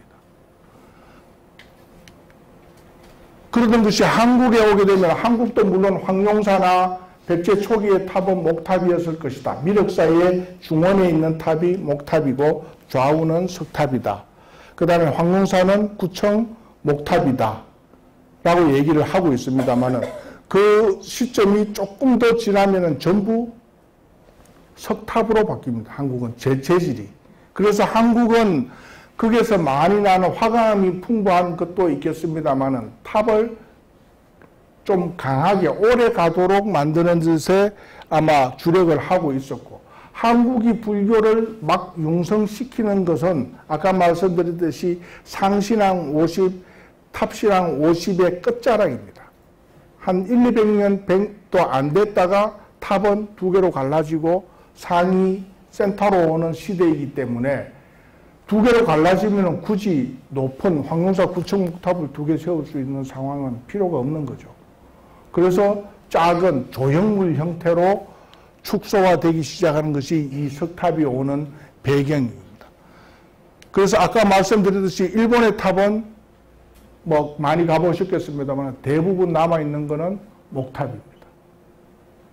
그래서 중국에는 오히려 목탑이 많이 남아있지 않고 일본은 다 목탑이 남아있는 게 좀 아이러니컬합니다만 거기는 도서지역이기 때문에 문화의 이 변화 양상이거나 그 다음에 외침의 상황 이런 게 거의 없는 것이죠. 그래서 좀 많이 남아있는 것 같습니다. 그래서 외형의 상황은 아까 보셨듯이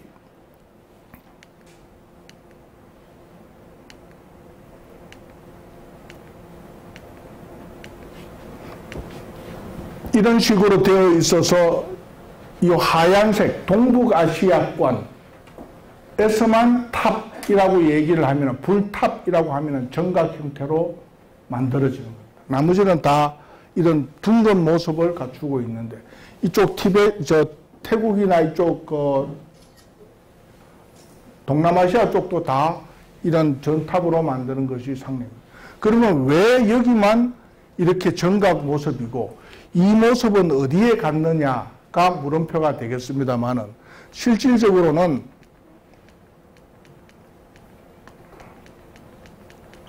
좀 빨리 지나가겠습니다.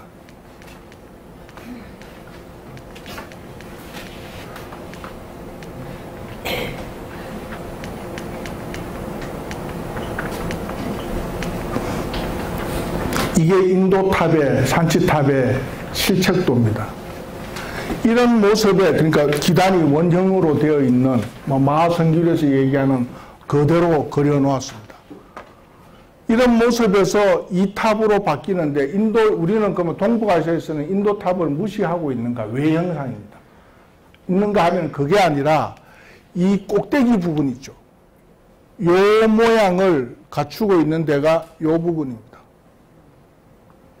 그러니까 이 부분이 뭔가가 하면 불교 미술에서도 상륜부라고 얘기를 하죠. 탑의 명칭을 얘기를 할 때 서로 상자에 바퀴 윤자를 써서 상륜부라고 얘기를 하는데 그 상륜부가 불교 미술 20세기의 서구학문에서 만들어낸 용어가 아니라 경전에서 나오는 얘기입니다.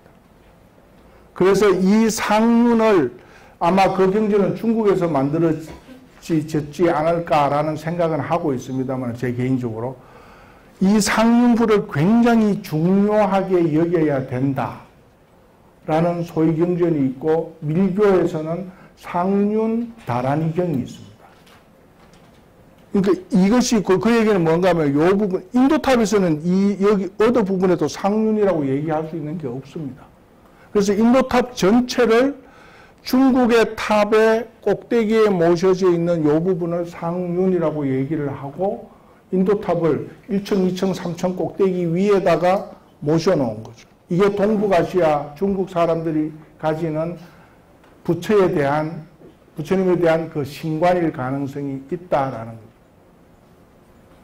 그러면은 우리가 이제 석탑, 불교 미술이나 문화재 쪽으로 봤을 때 석탑 가면은 제일 흥미로운 게 이게 3층이야, 5층이야, 7층이냐를 따지시는데 외적인 원리에서 가장 중요한 것은 뭐겠습니까?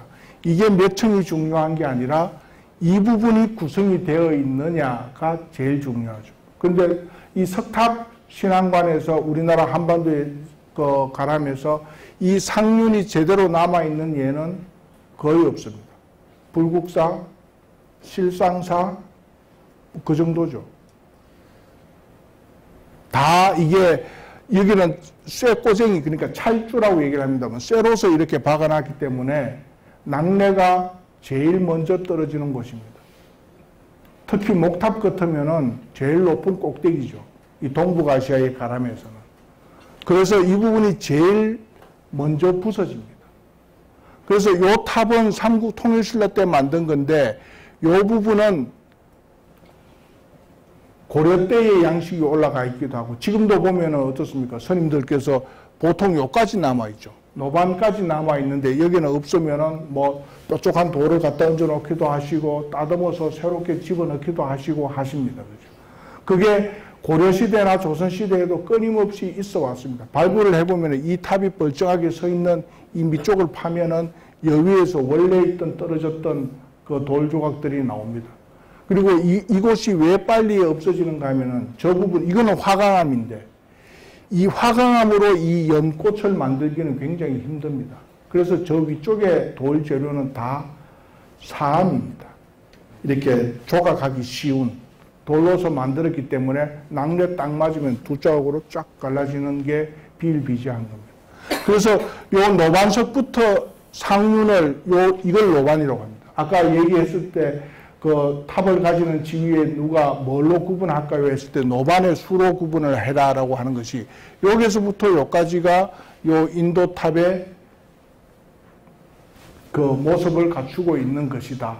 그래서 지금 이 시간부터 우리 신도님들께서는 탑을 보시면은 외면의 완전성을 기하자. 그러니까 불완전한 것은 불교에서는 용납이 안 됩니다. 그죠? 그래서 뭐 이렇게 몸이 안 좋으신 불구자는 스님이 될 수 없는 게 원칙이죠. 석가모니 부처님도 존상을 만들다가 말면 안 되고 끝까지 다 그래야 됩니다. 발까지까지. 그런 상황에서 본다면 탑도 외형의 완전성은 상륜을 다 갖추는 것이 문제인데 이게 지금 보시면은 석가탑은 4개라고 해서 이게 작기 때문에 이 노반의 숫자를 4개를 갖추고 있는 겁니다. 이 산치탑처럼 동일하게. 그런데 이 목탑 같은 경우에서의 이 상륜은 갔다가 다시 돌아오겠습니다만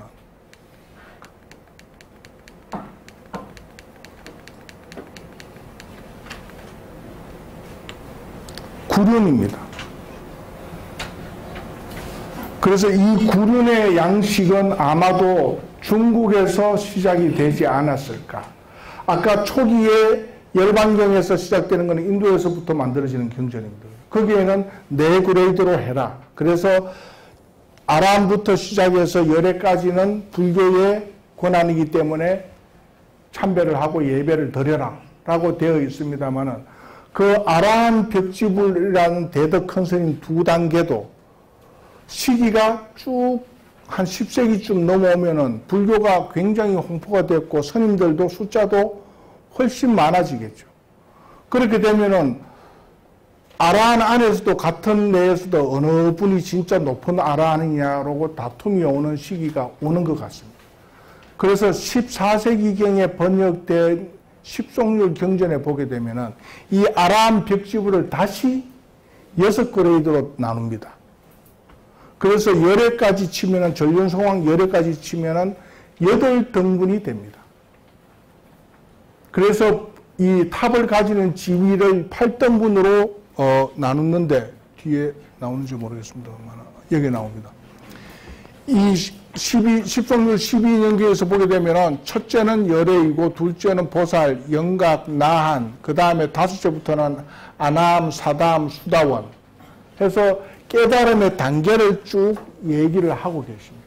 그래서 내가 수다원 반열에 드는 시점부터 스님이지만은 부도를 스투파를 가질 수 있는 지위다라고 하는 것이 이게 14세기에 역경됐으니까 아마 초기에 있을 수도 있겠습니다만 대개는 서역에서 중국으로 경전이 넘어오는 시점에서 문화 전파 속도가 우리가 생각할 때는 한 1, 200년 걸릴 것 같지만은 무구정광 대다란이경 석가탑에 봉안된 그 경전이 중국에서 번역되고 한국에 오는 시간이 그 탑 안에 들어가는 시간이 50년도 안 됩니다. 그러니까 그때 당시만 해도 문화 속도는 불교 문화 속도는 굉장히 빠른 사이클을 가지고 있는 건데 어쨌든 이 고려 전후하는 시점쯤 되게 되면은 스님들을 이만큼 나누어야 되는 거고 이거는 일찍부터 아마 가지고 있던 룰인 것 같습니다. 그래서 이 탑을 세울 수 있는 자가 전륜성왕 아라한 벽집을 열애다라고 하는 이 암경 정일해서 추가된 경이긴 합니다만 이 암경 초기 경전인 암경에서 얘기하는 스님들의 그레이드하고 이 12년경에서 얘기하는 스님들의 그레이드는 시간 폭이 거의 엄청난 시간을 갖고 있었고 그래서 중국 쪽에서는 아마 이것을 선호를 했을 것이고 그러다 보니까 이 상륜을 8등분으로 나누어야 되는데 이 숫자가 몇 개입니까? 하나, 둘, 셋, 넷, 다섯, 여섯, 일곱, 여덟, 9개, 9륜을 갖고 있습니다.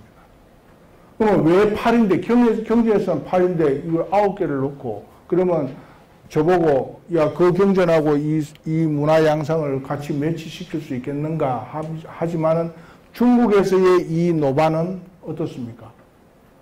꼭대기는 양의 숫자입니다. 2, 4, 6, 8은 음의 숫자입니다. 그래서 이쪽은 양의 숫자를 놔야 되는 거죠. 그 다음에 이 9가 중국에서는 완성의 숫자입니다. 그러면 9가 누굽니까? 중국의 천자죠. 황제. 그 다음에 황제의 아들 8, 7 이렇게 그레이드가 내려갑니다만 그것을 중국의 이 사상을 불교에 집어넣어서 구륜을 갖고 있는데 목탑은 앞쪽에 인도 쪽에서는 그런 사례가 안 나오지 않습니까? 목탑이 딱 출현하는 것은 중국 쪽입니다. 그래서 거기서부터는 이게 구륜이 통용이 되는 것 같습니다. 8과 9의 상황을 누가 얘기를 할 거냐 하면은 지관스님께서 이 문제 가지고 고민을 좀 하신 적이 있습니다. 제가 종단에 그 겸임을 어떤 그 문화 역할의 겸임을 하고 있을 때 지관스님께서 이제 그 조계사 가시면 뭐가 있습니까? 팔각 10청탑이 있습니다. 그 10청탑 건립하는데 3년 걸렸습니다. 통과하는데. 10청탑을 짓겠다 하니까 막 불교 미술하는 대한민국에 있는 내노라 하는 분들은 다 덕달같이 지광 스님한테 오셔가지고 왜 십청탑, 그 근거가 어디 있습니까? 당연히 3청, 5청, 7청, 9청이지요. 9청탑을 지으십시오. 근데 지광 스님은 불교 경전을 아무리 뒤져봐도 홀수 경전, 홀수로 표기하는 경전은 없습니다. 아까 4그레이드, 8그레이드, 그 다음에 뭡니까? 10송율, 뭐 전부 작습니다. 그런데 왜 내가 중국의 사상에 근거한, 도가 사상에 근거한 탑을 내가 지어야 되느냐? 경천사 10청탑도 있지 않느냐? 그래서 나는 10청을 짓고 싶다를 통과시키는데 2년 걸리셨습니다. 그래서 당신께서 화가 나서 전 종단에 끈달고 있는 학자들, 무슨 공부하는 종무원들 다 시켜서 경전에서 홀수 찾아오라고 난리가 나셨습니다. 그래서 저희가 경전 공부를 막 뒤진 적이 있는데 역시나 지광 스님 말씀은 맞으셨습니다. 그래서 당신은 고집대로 팔각십천탑을 세우셨는데 당신도 이 상륜에 대한 해석은 안 하시고 계신 것 같습니다. 팔각십천탑 꼭대기의 상륜은 구륜입니다. 월정사 아마 저 성지순례 가신다고 들었습니다만 거기에 올라가 있는 탑도 역시 구륜 보륜입니다. 인도도 일본도 그렇고 중국도 그렇고 중국에 가시면은 탑 중에 보륜이 7개, 6개 있는 게 있습니다. 사찰 안에. 사찰 안에 있는데 그것은 그 탑에 가시면은 다 무슨 보살탑입니다. 7층탑, 9층탑에 보륜이. 그래서 탑을 보시면 적어도 동북아시아에서 탑의 주인을 찾는다 그러면은 이 노반 숫자로 세리시면은 제가 할 때는 문화재, 그러니까 과거의 탑은 90% 이상 100%겠죠. 맞습니다. 근데 이게 조선시대 이후에 요즘 우리 스님들께서 탑을 세우는 모습을 보게 되면 이 상륜에 대한 인식은 안 가지고 계십니다. 저기 빼겠습니다만 어쨌든 이 불국사 석가탑이 사륜을 갖고 그 다음에 중국의 목탑 계열은 구륜을 갖는 것이 공식이고 요게 다 보시면은 인도 탑을 형상화해 놓은 모습이다. 그래서 만약에 문화재 뭐 제자리 찾기 운동, 외형 찾기 운동 하시면은 탑의 꼭대기에다 뭘 어떻게 놓을까요 하면은 아마 누구 탑을 짓습니까 해서 사매를 갖추는 게 불탑이죠. 우리는 중국에는 아까 말씀드렸듯이 보살탑도 성탑도 가라마에 놓는데 우리는 또 중국하고 다른 점은 성탑은 사찰권역 안에 못 들어옵니다. 지금 여기 봉원사도 보시면은 그 스님 부도가 있는데 그 부도가 어디에 있습니까? 들어가는 일주문 앞쪽에 있습니다. 경내에는 도량석 도는 경내에는 못 들어갑니다. 그게 한국 구성원이 가지는 DNA. 아무리 대덕 큰 스님을 그렇게 추앙하시면서도 석가모니 시달타의 불교 영역하고는 다르다고 선을 딱 긋습니다. 그거는 고려시대 교학불교가 철저해서 선종하고 막 부딪히는 시점에도 그러면 그 큰 스님을 어디다 모십니까? 그냥 지금처럼 이렇게 우리가 저 조선시대 그 이 큰 사찰들 가시면은 일주문 앞에 이렇게 부도를 막 모아놨습니다. 그래서 그거를 어떤 사람들은 부도밭, 무슨 콩나물 무밭처럼 부도밭이라고 표현을 하는데 그게 원래는 대덕 큰 스님의 탑과 그 다음에 행장을 기린 비, 그 다음에 조사 전, 요게 한 세트입니다. 해서 가람하고 똑같이 부처님의 검당을 모셨던 그 공간하고 똑같이 규모를 작게 해서 따로 모십니다. 그것을 탑비전 또는 부도전이라고 하는데 별원으로 되어 있습니다. 그런데 거기에 따듬어진 초석이 이 선종가람이 좀 유행하는 시점 되면 거기에 따라지는 건축 부재가 검당 건축 부재보다 훨씬 월등히 뛰어납니다. 그래서 고고학자들이 잘못 해석을 하면은 거기를 검당이라고 제일 좋은 데가 부처님이 앉아 계신데 거기를 검당이라고 하는데 우리나라 스님들께서는 한국 불교는 석가모니 시달타하고는 엄격하게 구분을 하면서도 지금 저렇게 조선시대 유생들이 모아놓은 일제강점기 때 이 전통사찰 보존법 뭐 이런 형태로 해서 이 사찰의 불교 문화재를 함부로 성녀가 마음대로 이 팔거나 바꾸지 마라 해서 조선 총독부에서 법령으로 딱 못 박았죠. 그러다 보니까 대개 원래 부도는 다 검당의 뒤에 있습니다. 그러니까 부도전도 다 이 검당터의 뒤쪽에 있는데 스님들한테 그 총독부에서 하나라도 잊어버리면, 숟가락 하나라도 잊어버리면은 책임 묻겠다 하면은 어떻게 됩니까? 그 다음에 그 일본의 학자들이 내놓으라 하는 그 돈 있는 사람들은 다 그런 석조물을 자기 집에 막 갖다 놓을 때죠. 그러면 스님들은 어떻게 됩니까? 이거를 사문 앞쪽에다 다 몰아놔야 하나, 둘, 셋, 넷 세리기도 쉽고요. 그렇게 해서 부도전이 오는데, 그게 일제강점기 전후하는 시점에 부도가 막 옮겨지는 기록들이 막 나옵니다. 관부 사보에서. 그게 그냥 스님들께서 괜히 그런 게 아니라 관리를 위한, 총독부의 그 감독 때문에 관리를 위한 상황인데, 원래는 그게 그렇게 막 모여 있는 게 아니라 따로따로 별전처에 지금 미륵당, 이 조사당 이런 것처럼 별도의 정각으로 스님의 부도가 있어야 되는 것입니다. 그래서 그러한 양상인데, 이게 7세기대 때의 법원주림이라고 하는 그 중국에서 만든 백과사전, 불교 백과사전이 있습니다. 그게 84,000 대장경 안에 포함이 돼서 지금은 그게 경입니다. 그런데 그 경전에 보면은 부처님의 가람에 들어가는 예법이 적혀져 있습니다. 그런데 중국식 예법인데 보면은 사문에서 절을 하고, 밖에서 사문에 들어가서 주인한테 절을 하고, 불탑에 가서 예를 표하고, 성탑에 가서 예를 표하고, 대웅전에 가서 부처님께 예를 표하고, 그 다음에 이 기도를 마치고 나면은 대덕 큰 스님이 계시는 성방에 가서 예를 표한다. 그래서 성방에 스님들이 많으면은, 시간이 되면은 큰 스님부터 말차 스님까지 예를 다 표하되, 시간이 없으면은 큰 스님께 대표적으로 예를 표해라. 이게 7세기 때 경전의 룰입니다. 그런데 그 법칙을 한국 가람에 적용을 하게 되면은 어떻습니까? 부도전이 왜 따로 나가야 된다, 있는 게 한국이 특징이라는 게, 중국인데도 불구하고 들어와서 불탑에 표하고 성탑에 표하기 위해서 다시 나와서 뒤로 갔다가 또 다시 와서 검당에 가서 절을 하고, 이 동선이 안 맞습니다. 이게 한국 불교의 특징입니다. 그래서 한국 대덕 큰 스님은 석가하고는 다르다 그러고, 그러면서도 다른 공간에서 석가의 양상으로 조사로서 최고의 격식을 표해드리고 하는 게 한국의 DNA입니다. 그러니까 이게 뭔가 하면은 아무리 큰 스님이라도 니는, 니 하면 안 되죠. 당신은 석가모니가 아니십니다. 이 얘기지 않습니까? 이게 우리가 조금 이렇게 영끌으로 말씀을 드리면은, 지금 우리나라 대통령들은 다 임기 마치면 다 저쪽에 가야 되지 않습니까?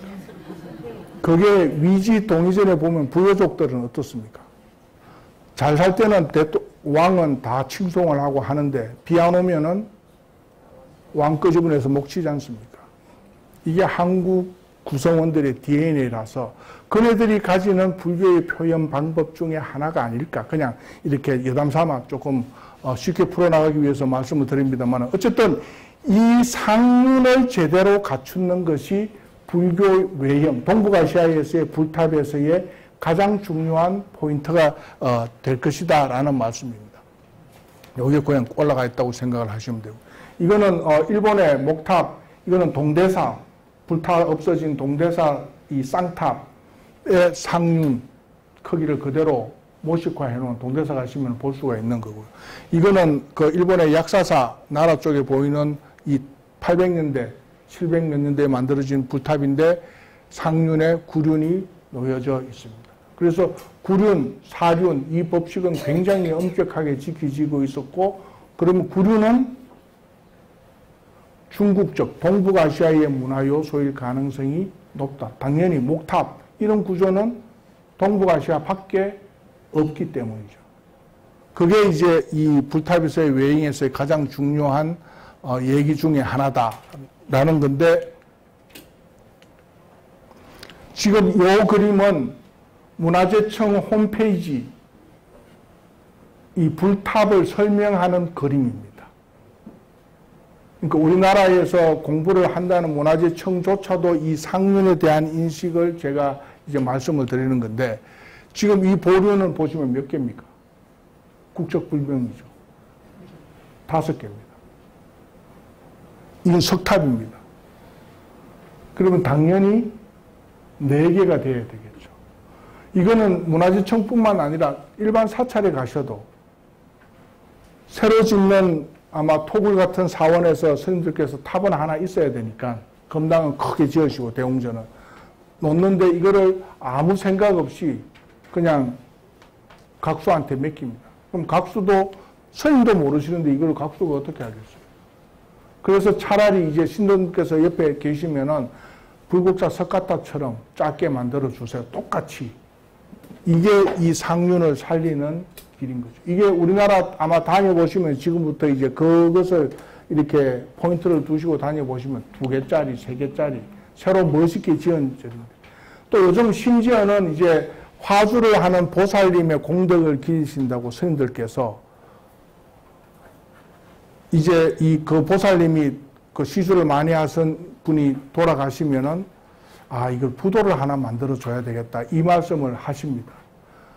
그런데 그거는 진짜 스님의 모르겠습니다. 이 감업에 따른 표현인지 모르지만 경전상에서는 제가자는 스님도 못 깨달으면 부도를 못 가지는데 안 되는데 또 그 모양을 어떻게 할까요 하면은 탑 모양으로 해 주십시오, 이렇게 하십니다. 그래서 스님께서 그러면 석가탑 작게 만들어서 이 보륜 4개를 딱 갖다 올린 데다가 일반 제가자의 이 유해를 갖다 모시는 경우도 있습니다. 지금 대한불교 조계종이 전부 선을 수행풍토로 삼아서 그런 교학이 이제는 아까 시간상에서 한물간 스토리다 라고 말씀을 치신다면 이 얘기는 별 필요가 없겠습니다만은, 엄격한 룰, 불교의 룰이 84,000의 대부분이 방편이다라고 얘기를 했습니다. 그 방편이 있는데도 왜 그러면 선을 수행을 하시는 우리 그 스님들, 한국 스님들께서는 저러한 내용을 안 뒤지실까? 거기에는 뭐가 있습니까? 우리 스스로 고려에서 조선으로 넘어오는 시점에서의 불교의 단절이라는 게 있습니다. 고려 때까지는 엘리트가 다 성녀들이죠. 유학파가 다 성녀들이고, 조선 딱 넘어오면 어떻습니까? 호구지책하기 위한 것이 다 스님들입니다. 그래서 이분들은 한문을 못 보시겠죠. 언문을 보실 거니까. 그럼 한문 경전은 아무도 못 씁니다. 지금 우리 서울건교에서는 북한산성하고 남한산성이 있고 거기에 임난 이후에 성령사찰을 짓습니다. 산꼭대기에 군사를 배치를 하면 좋은데 결혼한 군사를 냅두면 다 처자식 보러 내려오니까 산을 지키는 것은 스님만큼 좋은 게 없고요. 그래서 스님들한테 불교가 그 억압되던 시대에도 스님들한테 야 절 지줄게, 너가 좀 그 요소를 지켜라. 스님들은 땡큐죠. 여기서는 완전히 천민 취급받는데. 그래서 창칼 들고 올라가지 않습니까? 올라가는데 대웅전을 하나는 지어줍니다. 그런데 대웅전 뒷담이 무기고입니다. 창칼이 막 나오는 데입니다. 그래서 지금 이런 불국사나 이런 가람하고는 전혀 다른데, 어쨌든 그게 중요한 게 아니고 이제 이 감찰차가 과연 스님들이 도망가나 안 가나 싶어서 순례를 합니다. 하는데 스님들이, 머리를 깎은 스님들이 다 이제 저기 안 오니까 할 일이 없지 않습니까? 누워서 노래를 부르는 사람, 자는 사람, 있는 거예요. 그래서 이제 이 유생이지만은 이 감찰사가, 야, 성녀, 너는 경도 안 보나? 이렇게 하니까 경이 있어야 보죠. 이게 기록에, 조선시대 기록에 나오는 겁니다. 그만큼 스님들께서 경하고는 거리가 멀기 때문에 방편? 이거는 다 큰 스님들이 큰 스님한테 의지를 할 수밖에 없죠. 경에서는 안 나오고, 우리 큰 스님은 저만식 하실 때 이렇게 하시던데, 우리 큰 스님은 이렇게 하시던데, 그 큰 스님의 생각이 어디까지 가겠습니까? 구한말 이후 같으면은 한 200년, 한 4세대 올라가면은 진짜 기억력 좋은 거죠. 그럼 그래봤자 1800년대 상황입니다. 그래서 한국 불교의 대부분이 교학하고는 거리가 멀어질 수밖에 없는 패턴이, 특히나 방편하고 멀어질 수밖에 없는 패턴이 경을 보셔야 뭘 하죠.